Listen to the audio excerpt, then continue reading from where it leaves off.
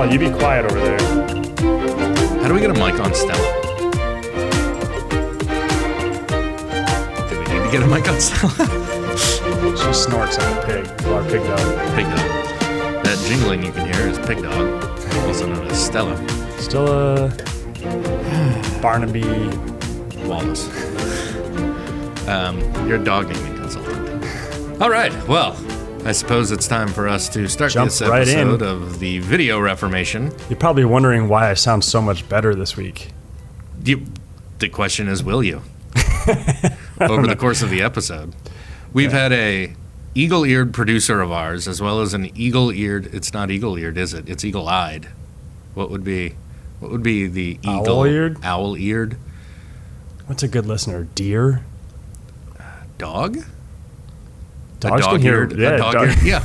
So we had a dog-eared producer here mentioned yesterday, and a dog-eared listener mentioned today that Justin needs to move his mic closer to his mouth hole when he leans back in his chair. So instead of doing that, we just gave him the better mic and the acoustic treatment there, and we'll see who sounds better: the undisciplined leaning Justin or the more rigid leaning forward into the mic Ben. You're very deliberate. I mean, you kind of just pick that one position and just stick with it. Hey, I'm slow. I'm spinning around, stretching, touching. You get up to pee in the middle of an episode? Yeah. Yeah? I'll take the mic with me. Okay, you'll have to take the recorder with you, too. It's not wireless. Okay. Welcome to the Video Reformation Podcast. I am Ben. I'm Justin. That's Justin. We're the co-founders of Storyboard Media and your hosts on this semi-pointless journey through... And I say semi-pointless because half of our podcasts are pointless. My half. Yeah, but you're leaning back so nobody can hear you anyway. Today we're going to talk about analysis. So this is the 7th phase in our 7 phases of practicing effective video for business. After this, we're done, right? Yeah. We'll have to come up with some new ideas because this gave us like 6 solid weeks of episodes to follow up on. So before we jump into analysis, though, it appears that it's time for, and I know this has been a really stressful week there's been a lot happening behind the scenes with our sponsorships. But it is time to introduce our sponsor for this episode. Yeah, it's an discussion for dogs, and due to some circumstances outside of our control, outside of the client. Well, I guess it was within our client's control. But they had multiple. You probably heard about it on the news. Yeah, multiple organizations have come forward standing against this. The FDA, PETA. Yep. The Royal Canadian Mounted Police. They were there in person. Mm-hmm. On horses. Yeah. Yep. I want to say the GOP. Yep. EPA. CIA. Several, ASPCA. Yep. NAACP. And UNICEF. Yeah. That's right. And so I think we feel it's only right to not air the ad. Not just not air it. They are hundreds of thousands of dollars in debt right now due to some poor decision making as well. So we've returned our $100,000. We what? I had to, out of principle. Oh, I thought we could just not air the ad and keep the money. I can ask for it back. Okay, that sounds like a good business decision. But yeah, no, I think it's only right that we not air it. It's dirty money. It's just dirty money. Mm-hmm. So, yeah. So we're sorry we don't have a sponsor this week. And I think just to echo that for the, specifically to any of the Royal Canadian Mounted Police who are listening, we're also very sorry. About what? About what transpired. And, yeah, so we've learned. I feel like I've grown as a person from this. Yeah, we didn't really do anything, but... Well, apparently we gave the money back. We need to... And I just learned that. We're sorry about that. All right. So back to the show. Yeah. So yeah, welcome to that new sponsor. Thank you. They are probably going to stick around with us for a long time. I imagine they will. It's about time. Mm-hmm. Episode to episode, they listen to the episode and they're like, nope, sorry, Didn't work. Nothing. This one's This one's going to stick. Yeah. Yep. So let's talk about analysis today. Let's do it. It's the 7th and final phase of our 7 phases. Yeah, so let's just recap all the phases here. Okay, so we started with our foundation of strategy, and then everything else was basically just executing that strategy. So we've walked through pre-production, production, we kind of fudged production a little bit, post-production. Yeah. We spent the last 2 episodes talking about distribution and then promotion, which are often tied together. And now that we've planned the video, we've shot the video, we've edited the video, we've distributed the video, we've promoted the video. Now, did it work? Right. What happened?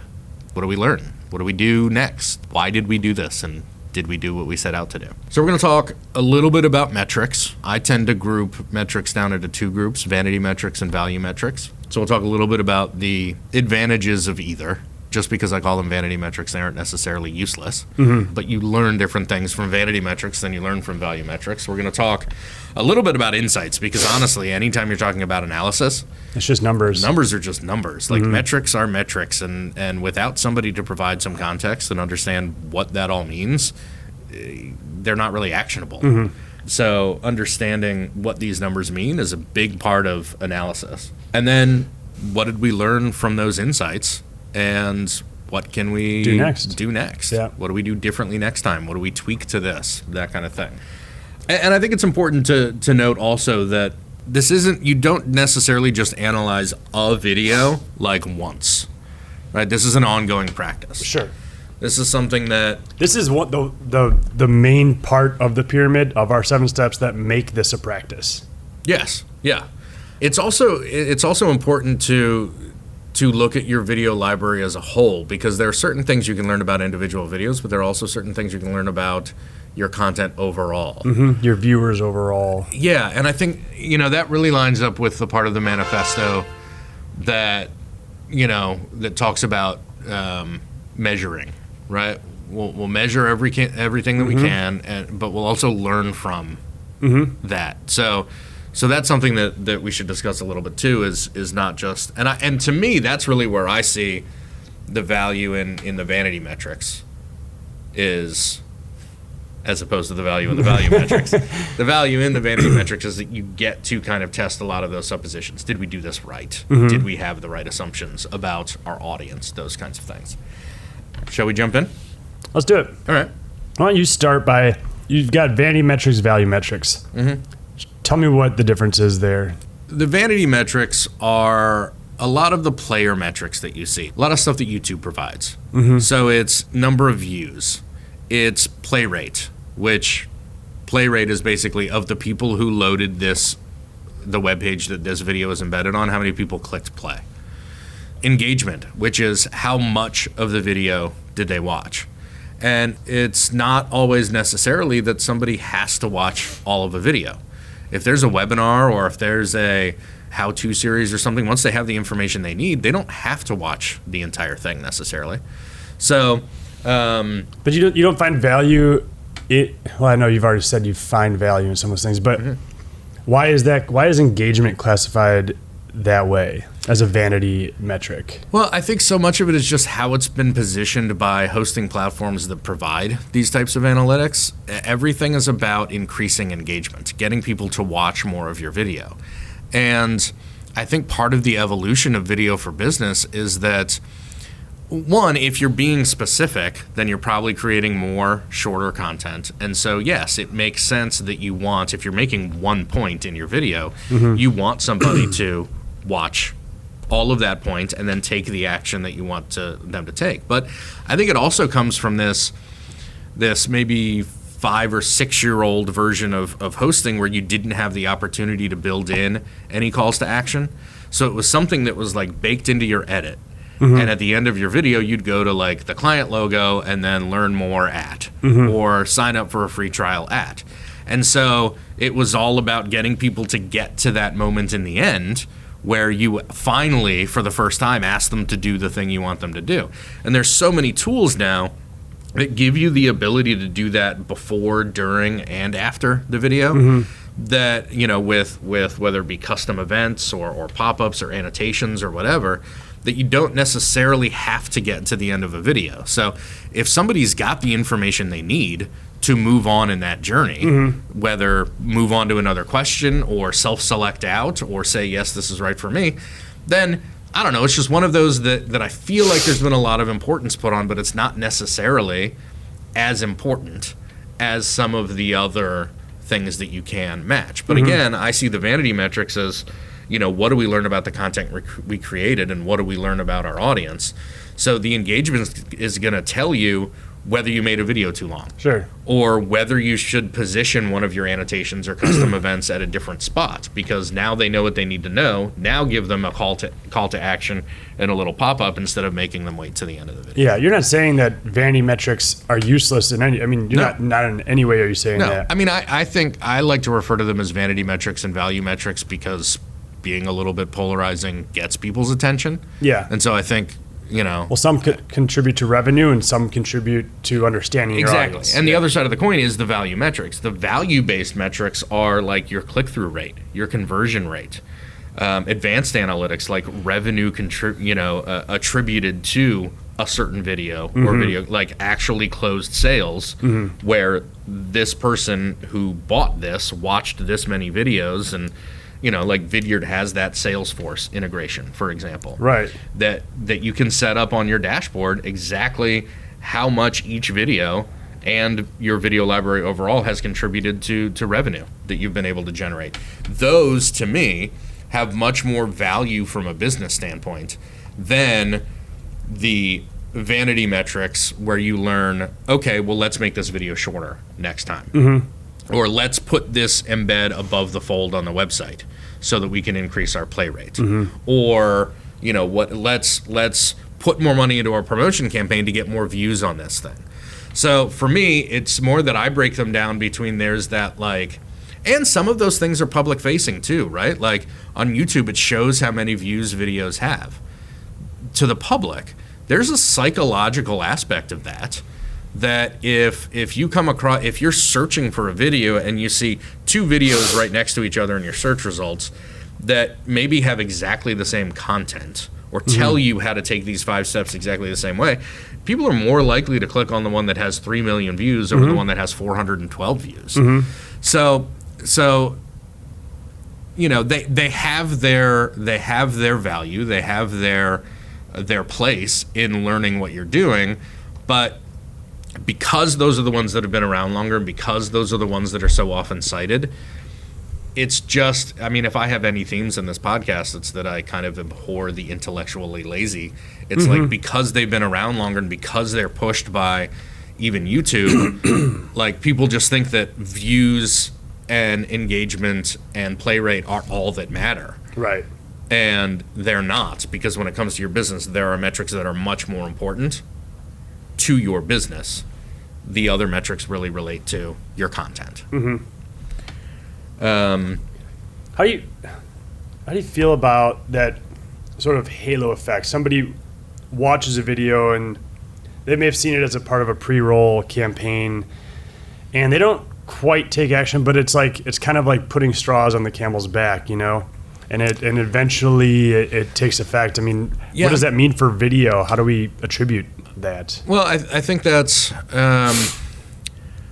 know, I think it's something that YouTube does really well, especially when it is part of a pre-roll campaign or whatever the hell they're calling it this week, because you can track brand lift, right? And so I think what you're getting at is kind of the idea between, you know, there's that, like, when I was in sales, there was that belief that you had to have like 7 touch points with someone before they would even meet you or something like that, right? So it was all about using, you know, direct mail pieces and email and a drop-in and, you know, local ads and a referral for, like, all of those things then built up to the opportunity.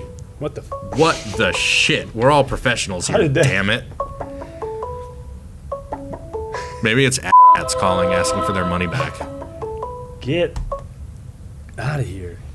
Who was it? I don't know. Oh, okay. Probably some Maryland. robocall. Yeah, robocall. Where were we? Halo effect, brand lift, and the value of that. But so there are multiple, especially in the B2C space, and I think it's a little bit more limited in the B2B space. And also, people are just doing so much self-educating before they reach out to anybody this way. It helps anytime they can come across your brand. So whether it's thought leadership content, I know that's become kind of a buzzword, but whether it's like expertise-based thought leadership content that's presented by your brand, or brand advertisements or specific content for lower in the funnel, I mean, every time somebody interacts with your brand, they're becoming more familiar with it. And I think that speaks a lot to consistency too. I mean, that's why you want to have that brand consistency, because the better they associate certain colors and images and tone of voice and sounds with your brand, the easier it is for the subconscious part of their brain to say, oh, wait, I've seen this before. Right? I may not be able to recall the name of the brand yet because I've only seen this 3 or 4 times, but, okay, I've heard that audio clip before. I've heard that jingle or whatever. I mean, that's part of why jingles are so popular, is because they're sticky. Yeah. People remember them. Yep. So I do think there is a halo effect, and you just have to figure out how much value you want to put on the number of views that something is getting, as opposed to, is it reaching the right people too? Yeah, I mean, 1,000 views to the wrong people doesn't do you any good. Right. And if, especially like if you're doing account-based marketing or something like that, 120 of the right people watching your video is better than 1,000 of the wrong people watching your video. So views we've talked about, right? Everybody knows what that is. That's just people who've watched the video, right? I don't even know how much they have to have watched. Well, like on Facebook, it's 3 seconds. On YouTube, I don't know off the top of my head. I think any watching on Wistia and Vidyard counts as a view. Okay. It feels like in the beginning, platforms used to require a certain amount to count as a view, and then they all kind of started chopping away at that to make their platform seem more attractive to advertisers. And think about it. Advertisers have optimized their content so that they can get around those rules too. I mean, you know, and now we even have like 6-second pre-roll ads. I mean, so, sure, if people are going to find ways to get around, not having to pay for an impression unless somebody's watched 3 seconds on it, make sure you get your branding out there in the first 2.5 seconds. Then even if people flip through it and it doesn't count as an impression that you made, they've still had that impression of your brand. Yep. Play rate, I think, is to me, play rate is something you measure to see whether you have put your video in the right place on your website. With the right context. With the right context. But play rate is basically, it is technically, of the people who have visited pages that loaded this video, who has clicked the play button. So that could be anything from a custom thumbnail that could increase that. Very helpful, yep. Putting a GIF in there. Yep, an animated GIF. Did you just say GIF? I did. Wow. Finally. Yeah. You've come over to the right side. No, Yeah. You said it the right way. Good job. Oh, I'm sorry. Good job? Is that what I should say? Yeah. Is it above the fold or below the fold on the site? Is it compelling? Is it titled properly? We've talked when we talked about in distribution about optimizing your titles. Like, if that embed comes up and it says whatever our go-to example is, explainer video ver2 dash final second final, like that doesn't give people a reason to want to click on that video. But if you call it that optimized title, like how to return, a defective product or whatever, it just makes it easier for people to click on it and identify what it is and then click on it to learn what they want to learn. So there is a lot that you can learn from play rate. Engagement, again, that's and I loop into engagement rewatches. because I think rewatches are really interesting too. It's not necessarily just what percentage of people made it 100% of the way through the video, or what percent of the video did the average viewer make it through, or whatever. Like, to me, it's, a tremendous opportunity to learn through rewatches which parts of your video are maybe something that your audience needs to know more about. I think Wistia's old example was when they started doing their like behind the scenes videos of like how to set up a studio in a conference room kind of thing. What they found was that they did this one shot that was kind of a behind the scenes shot where it was like walking into the room. Oh, no. I think the how to set up your studio in your office was a result of a behind the scenes shot that they had in one of their other videos where they saw that a large percentage of their viewership was going back and like pausing it on the frames where they could actually see the lighting setup. And so they were able to deduce from that that people wanted to see how to actually set up something to look like this. And then they ended up creating a video that showed exactly how to do that. So that was something that they were able to learn from this rewatched part. If you're doing like the 80% video that we talk about, maybe you're making assumptions about what what questions that 80% of prospects is looking to have answered. But if you find that, half the audience is rewatching the second question and nobody's really rewatching the third or fourth, then maybe you need to create content that addresses that second question. Or even just one person. Yes. Right? On a very sales-related focus, more than one-to-one style. If you see that someone has been watching a video that you sent and watched a particular part 3-4 times, it might be a good time to pick up the phone. Give them a call. What do you think about, or how do you feel about likes, shares, comments, those kinds of vanity metrics? I think they are very vain. I can't. This is just kind of like the Luddite pessimist in me when it comes to like social media, but I don't care about comments. I've never been one to read comments on anything. Personally, I know it's that just not healthy. Who has the time to do that shit? But I can see how I'm thinking like a business having their video on their FAQ page or whatever, having the opportunity to read those types of comments, that could be very helpful where people are asking more detailed questions that helps you develop better content. But when you go to YouTube and you're watching a music video, this is not what we're talking about necessarily is just music videos, but it's not like we've ever done a music video before. For business? Those comments don't necessarily matter to me, but in a business setting, I guess they do have a lot more value. It's the direct interaction with the consumer or the viewer that could be a lot of help. There's a whole lot of spam in comments too. Yes. Yeah, I think likes are kind of shallow. I don't know that I really care. I'd certainly pay attention to views more than likes because I just think, I don't know, that I don't think likes are a currency anymore. I think maybe 6, 7, 8 years ago they don't seem to be on YouTube currency.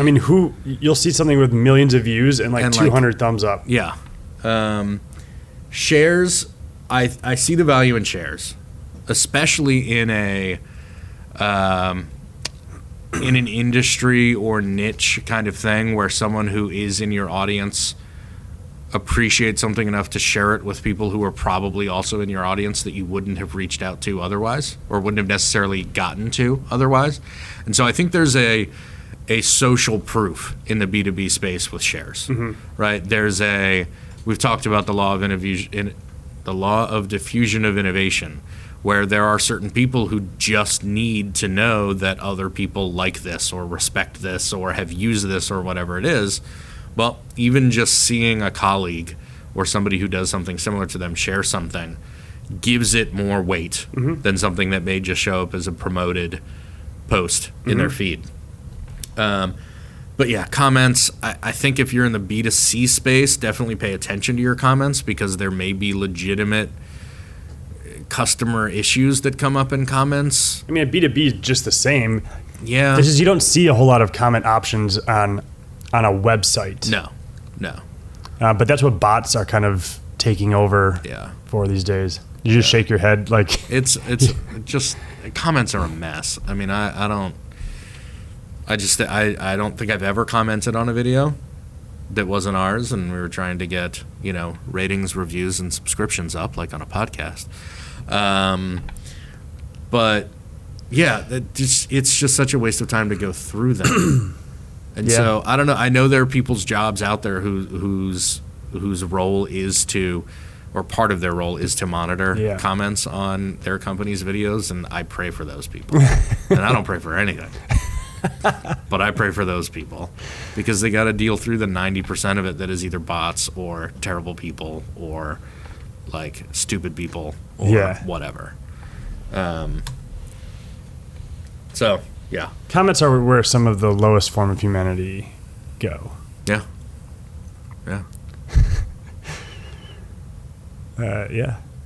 I think it's time to take a moment to ask people to like, share, comment on our podcast.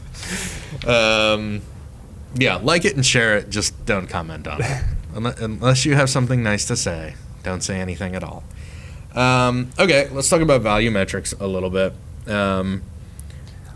I would say the value metrics, you've got a couple jotted down in your notes, but they're really, ultimately, they're driven by what you're trying to achieve.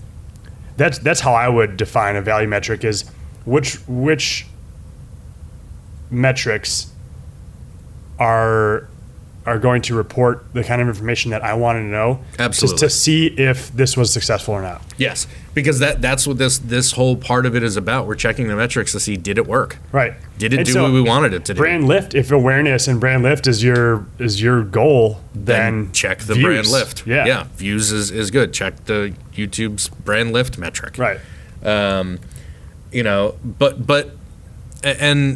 just to nail home the point, I think these are advanced analytics that have become available over the last few years that weren't there for the first 10 years of online video. And so being able to capture leads, right, and to put in custom annotations and events and links and CTAs and all that kind of stuff gives us the opportunity to get much better information about what people are doing with our video content because we're able to give them more options, right? There's no reason you can't with the video platforms that are out there now, the hosting platforms, there's no reason you can't do 3 or 4 different types of calls to action, all asking someone to do the same thing, just doing it in 3 or 4 different ways over the course of a video, where you can A/B test those types of calls to action in one video and just see which one gets more interaction. Is it the annotation? Is it the custom link? Is it the gate in the middle of the video asking for an email address to watch the rest? Is it waiting at the end for a baked-in call to action or form? Like, you have the opportunity to test all those things now, but you also have the opportunity to get much more detailed metrics. And that's really what we're trying to do, is get people to take some kind of action. That goes back to the manifesto also, right? There's got to be something you're asking people to do.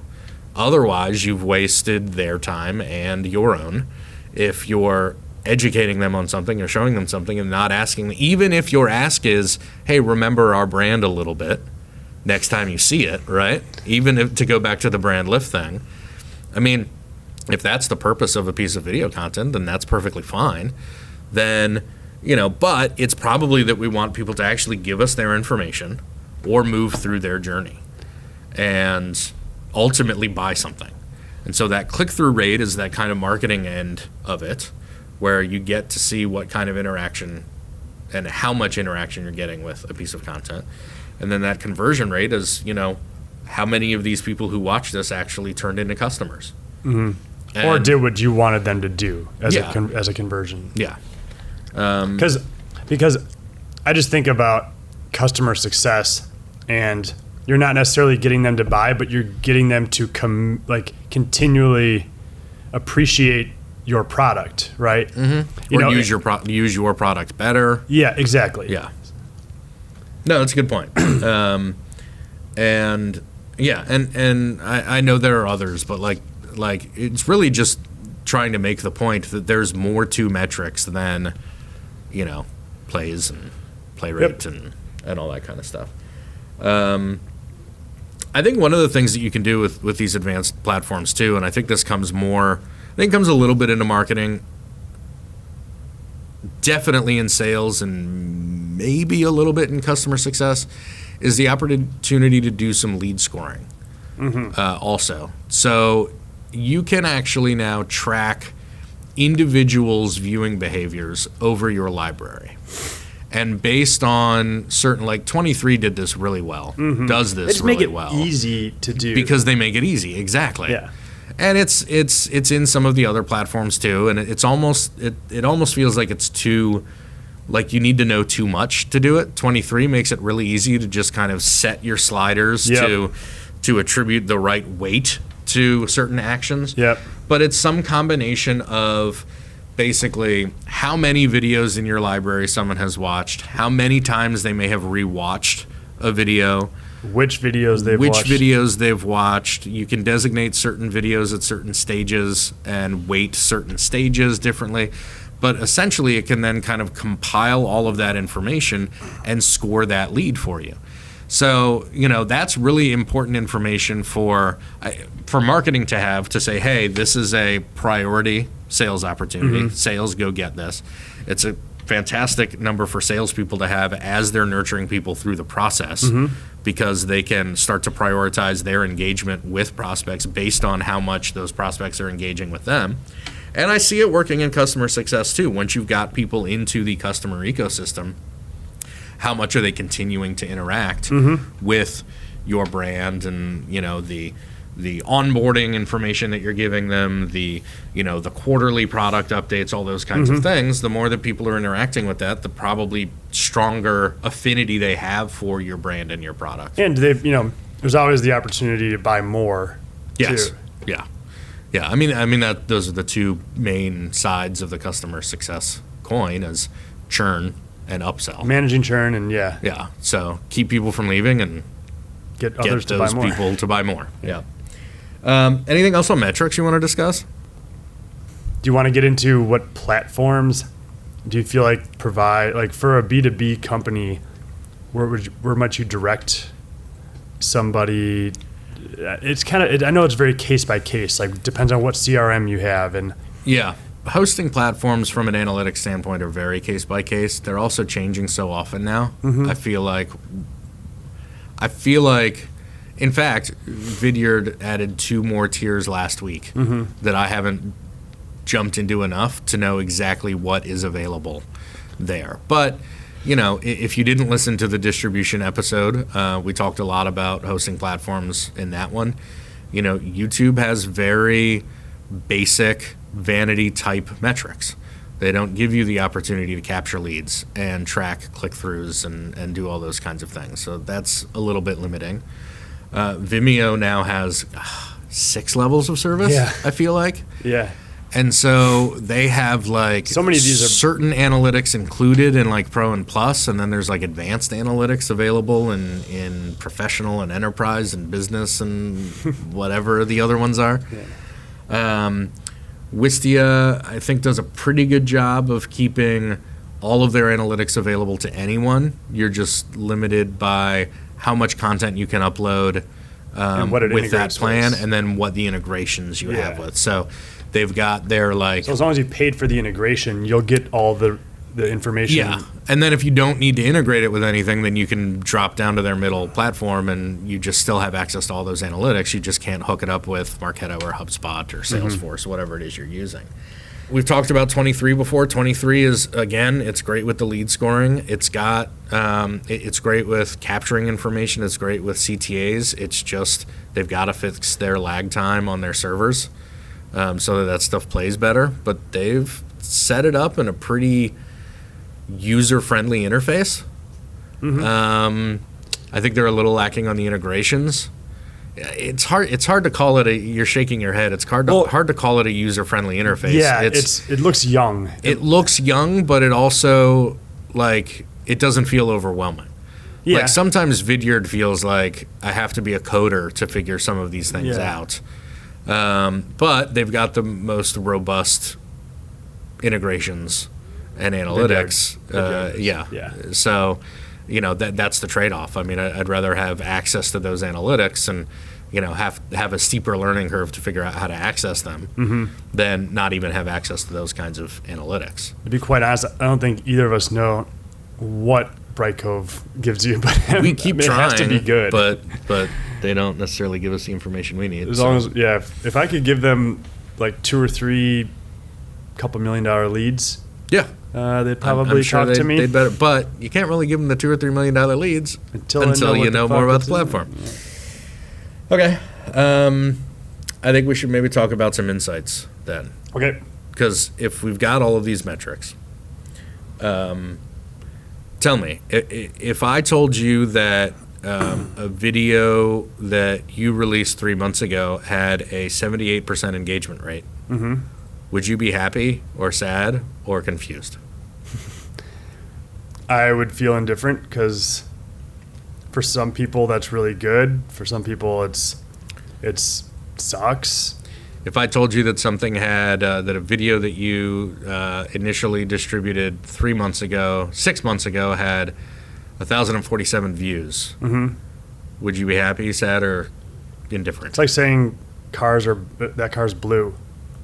Like, oh yeah, that is blue. Okay, neat. If I told you that you had a 7.4% click-through rate on a video that you released 6 months ago when embedded on your site, would you be happy, sad, or indifferent? Indifferent. Again. Now, if you had, what did I say, 7.4% click-through rate? I didn't know there was going to be a quiz here. That's okay. That's why I'm asking. All right. If you have across your marketing department are used to getting a 3.7% click-through rate on content, and I told you that you had a 7.4% click-through rate on a particular video, would you be happy, sad, or indifferent? Depends on what my goal was. Sure, but you're more likely to be happy than the previous question, though, right? Yeah, definitely. I mean, sure, more conversions. A conversion, I suppose, implies that there is a goal, right? Yeah. And if it's a yeah, I mean, I was saying you said you did say click-through, okay. But it's that context, right? I mean, if I know that my average click-through rate is 3-point-something%, and all of a sudden I've got something out there that's delivering at 7-point-something%, if my goal was 10, sure, let's dive in and figure out how we can get it to 10. But I should be happy with 7-point-whatever because that's better than the average click-through rate that I'm getting. So my belabored point there being, and you passed the quiz until the very end. You got a 75. You got 3 out of the 4 questions, right? I'll take it. You blew the last one. So that's a C, and you passed. And this is a pass-fail course anyway. So hey, good job. All right. You are now storyboard certified in analytics. We'll get working on your certificate there. Suitable for framing. Yes. Tiny little frame now. I'm just going to write it on a the back gum of wrapper. Someone else's business card. Okay. Yeah.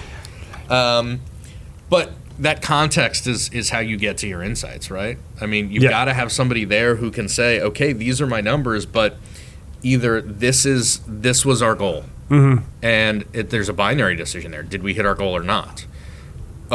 There's something you could compare it to, whether it be like a content average or the average click-through rate for our video content is this. Like that all of a sudden helps you to understand, contextually speaking, whether you're on the right track.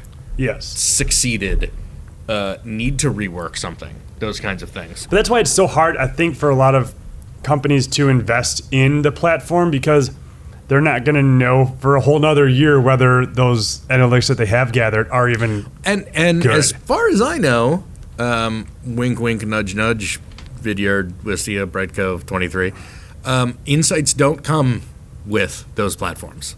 It's just the metrics. Right. So you've still got to put somebody between the metrics and the executives, the bosses, to be able to say, this is good, or this is, at the very least, say, yay, or boo. Yeah. And, yeah. But yeah, I mean, it takes a while to gather that intelligence and that understanding of video content, and that's, again, that's points to practicing. You've got to keep doing it and then trying new things so that you can see, did that have you got to have your baseline, right? Your control group or whatever it is. And then you do your experiments. But in the first year, if you let's say you produce 50 videos, you may not know if it was good. You may have gotten a whole bunch of more leads, but you don't have anything to compare it to from the year before, the quarter before. Yeah. So it's hard. It can be daunting for a lot of people to start. Like, what statistics do I need to be tracking here? What dashboards do I need to have set up on Salesforce? How do I make sure all this stuff is working? You don't always know right away. Of course, you can hire professionals who have done that before. Sure. But it can be scary and easier for a lot of companies and people in companies to just say, we'll just stick with the YouTube embed because I'm familiar with it. It's the devil you know. Yeah. Well, and I think that goes back to the goals that you're setting too, right? Like, we want to increase MQLs. To me, is like, okay, good job figuring out that you want to do something with this content, but like, increase MQLs by what amount? Right. Or to what number? Yes. Or whatever. Because then you spend your, let's call it 3 to 6 months creating the content. Then you spend your 3 to 6 months letting the content be out there and do its job. So you're at that year later, even if you've got your advanced analytics, you're looking back and you see that, did we have more MQLs this year? Yes, we did. We had 3 more. Is that a success? Right. Right? And that's why you really need to, it's almost like when you're coming up with your goals, you need to project yourself a year in the future looking at the analytics and say, what's going to make me happy? That's why we ask the 3-year question, right? If we're sitting here having a conversation in 3 years and you're really happy with how everything's going, what's happened in these 3 years? I mean, that's how you need to think about your goals. Like, in 1 year, if this thing's been out there for 6 months and you're really happy with how it's performed, what are those metrics that you're looking at to make you so happy? And you work backwards. Yeah. Well, I've got, this many views, this many more new leads, and this much revenue attributable to this video. Then great. Those are 3 actual numbers that you can then test against. And then you get to weight those numbers too, because maybe you didn't hit your views goal. And maybe you came up just a little bit shy on your click-through rate goal, but your revenue attributed to that video is 50% higher than your goal. I would say that that's a success. Even though technically you missed 2 of your 3 goals, I would say that revenue attributable is a large goal, and I would weight that heavier than the other 2. So you've got to have somebody who knows. It kind of reminds me of when we talked about needing to have someone who can come up with creative ideas and convert strategic ideas into creative concepts. Not everybody can do that. No. You've got to have somebody providing you insights who understands your business goals, how content works, your audience, all those kinds of things, so that they can not only understand what the metrics mean, but also figure out what to do next. Right. It's both of those things. And I think that's because there's so much, there's so much A/B testing that you can do. You were talking a minute ago about like your kind of control group. Well, let your first 3 or 6 months be your control group. And then, if you think that if you'd like to get a higher play rate because you know that people are visiting the landing page that you created for this video, but they're not a high enough percentage of people are actually playing the video, and the leads you're generating from that page aren't to the quantity that you wanted them to, well, let's think about redesigning that page. So you've got to have somebody who understands what each of the metrics means, what you can change, and then the ability to at least say to someone, hey, we need to redesign this landing page so that we put this video here. Or let's put the form next to the And not in the video. player instead of in the video player, or not below the fold, but let's put it, let's do 2/3 column with a video player and a 1/3 column with a form right next to it, so that people see that as they watch, they see something interesting, they can keep watching, they can start putting their information in, because whatever, right? So there's all of that context and familiarity that you need to have someone provide you those insights so that you have actionable things to do next, which then really is where this 7th and final phase loops then back into that foundation of the strategy. Because now you're going to tweak your strategy for a redistribution or repromotion or re-editing of this video content. I know I need to make this shorter. I know I need to put more promotion dollars into this. I know I need to. Those are all from those insights. All of those actions are from those insights, and those insights are from those metrics. And without all three parts, you're kind of just making something and guessing at that point. That's why it's all so important. And you have to have distributed it properly, right? Give it the right name and tags and titles to actually get a sample size large enough so that you know that your metrics are, valid, so that you can make the right insights, and you have to put the right promotion. This is where it really all ties together. And then you have to have written your script properly, and cast the right people and edited it to the right length. And this is why, it's easy for us to say that everything after strategy is just executing that strategy, but this is now where you assess, was the strategy valid, and do we need to tweak something in the strategy and redo anything in steps 2 through 7? And that's why this is however many episodes now to get to why this is a practice, right? This isn't just making a video. This is why video is a verb and not a noun, because there's always things that you need to be doing and paying attention to make this stuff work for your business. Because we're not doing, makeup tutorials and monetizing a YouTube channel. We're educating prospects and customers and getting them to buy things from us.